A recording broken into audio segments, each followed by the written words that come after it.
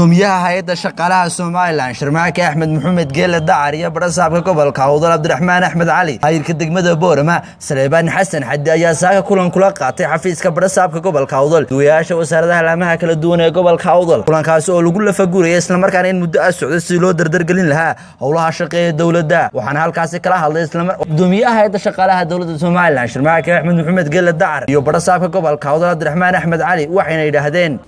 oo madaxweynuhu u xil saartay gudoomiyaha runtii aan wax faragelin ka dhicin hebel ku bedel iyo hebel ku irtixaan oo maanta sidii intii la arkay uu soo afjaro maanta kaarkeedii la wada oo loo qaybinayo wali qof waliba oo shaqaale maanta astaan leeyahay maantana waxaanu stage-ka aynu maraynaa waa stage lagu kala garto shaqaalihii iyo shacbigii waa horumar Soomaaliland gaadhay runtii aad iyo aad baan ugu faraxsanahay anaga lafteegu waxaan wadnay uniform ka gaar ah shaqaalaha yani group walba waxa uu qaabilsan yahay uniform u gaar ah ayaanu imika wadnoon kontraagayga bixinay imika gudoomiyaha hay'adda shaqaalaha dawladda ee Soomaaliland Sharmaake Axmed Maxamed Geele Dacar oo isagana halkaas ka hadlay ayaa tilmaamay ciidanku wuxuu qofka ku xidhaa ama uu ku joojiyaa waa sumada dariiska u xidhan sumadaas waxay u saacidaa inuu qof xidhi karo ama qalad ka joojin karo adigoo mas'uulkii gobolka ama shaqaalihii dawladda waa inay jiraan sumadu damaanad qaadayso qofkan laga joojinayo qaladku inuu atusto inaad tahay shaqaale dawladeed oo xaq u leh inuu arrintan wax ka qabto hadda deegaan ilaalinayso haddaad ardayga wax barayso haddaad caafimaad daweynayso haddaad adeegyo kala duwan oo dad cashuurayso arrimahaas oo waxay u baahan qofku inuu yeesho astaan lagu garto oo kaga duwan yahay dadka caadiga ah suuqa jooga sadarteed qodob weyn bay kamid ahayd inaynu dadka iska dhex garanno oo inuu astaantii qaranka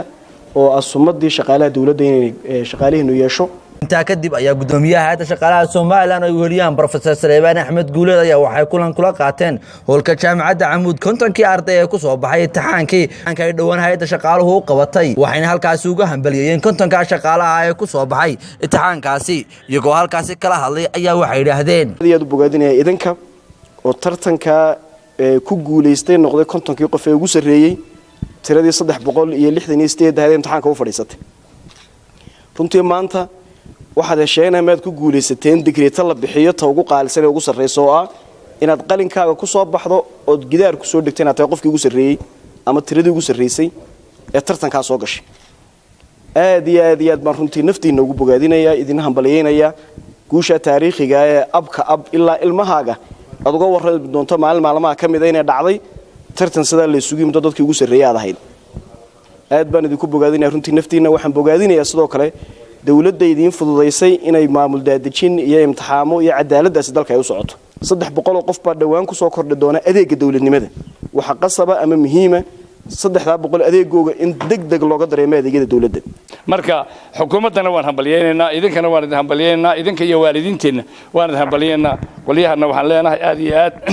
annaga waan nasharifteeno idinka hadda xarunta idin aaminay inkastoo dadka qaarkood u qaataan malaha imtixaanka inaan anagu qaadayno mar hadii Camuud baa sabaysan ma la oranayaa Camuud ma dawladda oo guuraysa halkan timi oo imtixaanka qaaday inta kala saarteen intaas soo hadhay inta kalena de nolosha kuma saaqidin imtixaan yar oo la qaaday baa xoogaysi ka noqday oo guddanbay heli iyaguna hadii ay isku dayaan Shucayb Maxamed kan Shucaybiga telefishinka caalamiga ee Bulsho magaalada Boorama